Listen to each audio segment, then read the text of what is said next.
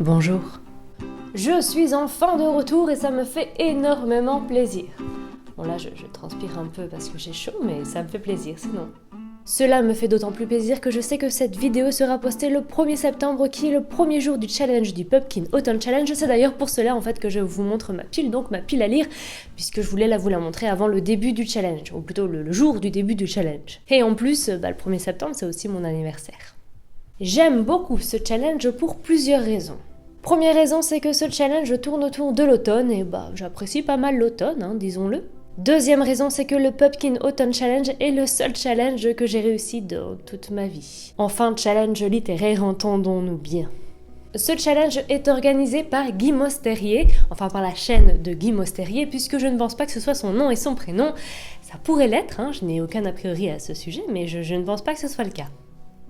Il commence le 1er septembre et se termine le 30 novembre, ça nous laisse donc énormément de temps pour lire plein de livres. C'est pas mal. Pour les détails concernant ce challenge, je vous mets toutes les informations en barre d'infos puisque Guy Mostérier évidemment l'a fait 1000 fois mieux que moi et je vous recommande d'aller voir sa vidéo et d'aller voir l'article sur son blog qui explique aussi toutes les catégories en détail. J'étais tellement contente de retrouver le Pumpkin Autumn Challenge que je me suis totalement emballée. Je sais, ça ne se voit pas à mon visage ici, là, maintenant, tout de suite, mais j'étais extrêmement emballée. Je me suis dit que j'allais lire le maximum de livres, c'est-à-dire 12 livres, enfin le maximum. Je pense que c'est le minimum du maximum. Je ne sais pas si on se comprend très bien, mais bon, tout ça pour vous dire que je voulais lire 12 livres. 12 livres en 3 mois, me direz-vous, c'est pas énorme, c'est vrai, c'est pas énorme. Par contre, quand on sait que je n'ai aucune assiduité et qu'en général, je vais très très vite me détourner de cette liste parce que j'aurais envie de lire 10 000 autres livres, eh bien, j'ai donc décidé de revoir mes exigences à la baisse puisque j'ai envie de finir ce challenge, c'est le but. Cette vidéo va donc contenir ma pile à lire, comme je n'ai pas envie en fait de vous perdre en vous donnant à chaque fois le titre, la sous-catégorie pour chaque livre et tout. Je vais juste vous mettre une petite étiquette ici en bas de l'image qui va donc vous dire dans quelle catégorie est le livre et dans quelle sous-catégorie pour que vous puissiez un peu vous repérer. Premier livre, c'est L'ombre de la menace de Rachel Kahn aux éditions L'Archipel. C'est un livre qui n'est pas encore sorti, qui va sortir le 11 septembre. C'est donc un exemplaire presse que j'ai pris au boulot. Et si j'en crois le représentant, qui vient donc parler des livres et qui nous vend les livres en quelque sorte, c'est un livre extrêmement génial qu'il faut absolument lire. Et voilà, en même temps, c'est un peu son boulot de nous dire ça. Mais je sais pas, moi j'ai envie de faire confiance aux gens, j'ai envie de les croire, j'ai envie de lire ce livre, tout simplement. On va suivre Jenna Royal qui vit une vie plutôt paisible avec ses 2 enfants et son mari et une jolie maison jusqu'au jour où on va découvrir un corps pendu dans son garage. Là on sent déjà que ça déraille un petit peu et le pire arrive puisque apparemment le garage était un peu le lieu d'une boucherie de la part de son mari. Son mari aurait tué plein de gens dans ce garage. Il a été condamné, elle a été relaxée, puisque apparemment ils ont prouvé son innocence. Le problème, c'est qu'après elle se retrouve avec ses 2 gosses et qu'elle doit refaire sa vie. Évidemment, elle ne peut pas rester au même endroit puisque tout le monde la croit coupable, donc elle change un peu de ville apparemment assez souvent, et puis elle trouve un endroit où elle arrive enfin à s'installer, où personne ne la reconnaît. Sauf que on se rend compte que il y a bientôt 2 meurtres qui ont lieu et c'est exactement le même mode opératoire que celui de son mari. Ça s'arrête là. Enfin, le résumé s'arrête là. Deuxième livre dans ma palle, c'est Joli Joli Monstre de Julien Dufresne-Lamy. Clairement, j'ai voulu placer un livre de la rentrée littéraire dans cette palle, parce que sinon, il faut bien que j'en lise, parce que c'est mon boulot. Ce livre a déjà pas mal de critiques positives, ce qui m'a donné encore plus envie de le lire parce que je suis un mouton ou tout simplement parce que j'ai foi en la vie des gens. Pour résumer, James est une drag queen à New York et on va le suivre pendant plusieurs décennies. On va notamment s'apercevoir du changement des mentalités. C'est tout pour le résumé et c'est déjà pas mal. On enchaîne avec le merveilleux voyage de Nils Holgersson à travers la Suède de Selma Lagerlöf. C'est un livre que je n'ai pas en main puisque je ne l'ai pas encore acheté, mais ça fait extrêmement longtemps que j'avais envie de le lire puisque c'est un peu un livre de référence dans la littérature jeunesse. Sinon, je vous le donne en mille, on va suivre Nils Holgersson qui est un jeune fermier suédois qui est devenu minuscule à cause d'un sort, un sort qu'on lui a jeté. Il va être amené à suivre des oies, si j'ai bien compris, et surtout il va être amené à traverser l'entièreté de la Suède, et dans chaque région il va connaître les contes et les légendes locales. On enchaîne avec le livre Wicked de Gregory Maguire aux éditions Brajlon, et qui coûte 10 €, comme vous pouvez le voir. Dans ce livre, on va s'intéresser à la méchante sorcière de l'Ouest qui est l'ennemi juré de Dorothy dans Le Magicien d'Oz. Et ce sera tout pour les résumés, ceci est donc le plus court résumé de l'histoire de tous les résumés. C'est au tour du Voyage de Fulmire de Thomas Lavacheri aux éditions École des loisirs. C'est un livre qui n'est pas encore sorti et qui va sortir début octobre si je ne me trompe pas. Pour l'histoire, on va suivre Fulmire qui est un nain. C'est tout.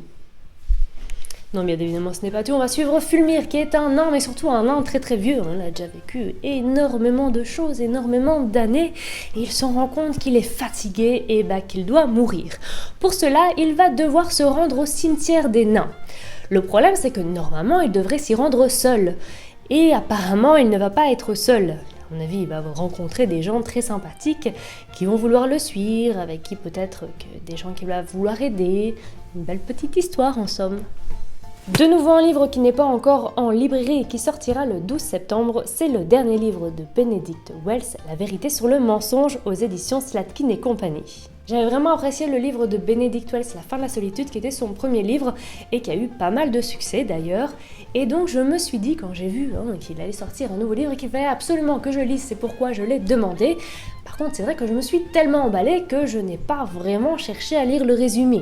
Je l'ai donc lu quand je l'ai reçu, mais j'ai pas vraiment tout compris parce qu'il est assez opaque. Alors je dis pas que ce livre a pas l'air bien, et je pense que de toute façon il sera bien, enfin j'espère en tout cas, mais le résumé c'est... Voilà, donc je ne peux pas vous faire de résumé. Voilà donc le pourquoi du comment. Avant, dernier livre avec Métro 2033 de Dmitri Glomytlovski. Il fallait bien que dans tous les livres que je vous présente, il y ait un auteur avec un nom imprononçable pour moi. C'est celui-ci. C'est un livre que j'avais déjà débuté il y a quelques mois, voire même en fait quelques années. Je l'ai abandonné, non pas parce que je n'aimais pas, mais parce que je n'avais pas la tête à lire ce livre à ce moment-là. Donc je le retente, parce qu'en fait l'histoire me botte vraiment énormément. Et en plus, il y a eu de très bonnes critiques dessus, donc pourquoi pas ?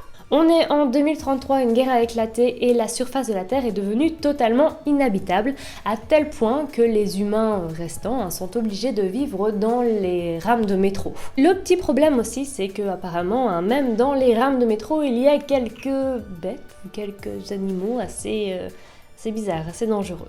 Et ils se sont regroupés en clans, en divers clans, et dans un des clans, il y a Artyom, qui va être notre héros, c'est lui qu'on va suivre, et apparemment, ça va être un héros, quoi. Il va faire son rôle de héros. Il va donc s'engager dans une mission. Dernier livre avec Malamander de Thomas Taylor aux éditions, je ne sais pas, parce que ce sont des éditions anglaises. Aux éditions Walker, oui c'est ça. C'est un livre en anglais qui n'a pas encore été traduit en français et c'est d'ailleurs pour cela que je l'ai pris, puisque je me suis dit que j'allais lire notamment de la jeunesse en anglais, parce que c'est plus simple, mais surtout des livres qui ne sont pas encore sortis en français, mais qui ont eu un certain succès dans le milieu anglophone. Pourquoi ? Eh bien parce que je suis une libraire exemplaire, ou parce que je suis complètement tarée et que j'ai déjà énormément de livres à lire en français et qu'en plus j'en rajoute en anglais, parce que c'est plus fun. Pourquoi pas ? Pourquoi pas ? Pour le résumé, je ne vais pas le faire. Non, tout simplement parce que en fait, je me suis rendu compte que j'avais oublié de lire la 4e de couverture pour vous faire cette vidéo, en préparant cette vidéo, et j'ai pas envie de le faire maintenant, parce que comme ça, je vais me laisser la surprise. Cette vidéo est maintenant terminée, j'espère qu'elle vous aura plu. Si c'est le cas, n'hésitez pas à la liker. Ah oui, au fait, on a atteint les 1140 abonnés sur la chaîne et je vous avais promis un concours pour les 1111 abonnés. Sauf qu'en fait, je n'ai absolument rien préparé pour le moment, mais le concours arrive très bientôt, je vous le promets. Est-ce que vous aussi vous participez au Popkin Autumn Challenge? Si c'est le cas, n'hésitez pas à me le dire en commentaire et surtout à me donner votre pile à lire, histoire d'avoir encore plus envie de lire plein de livres. Je vous laisse ici, je vous souhaite une excellente journée, une excellente semaine et je vous dis à la semaine prochaine. Ciao!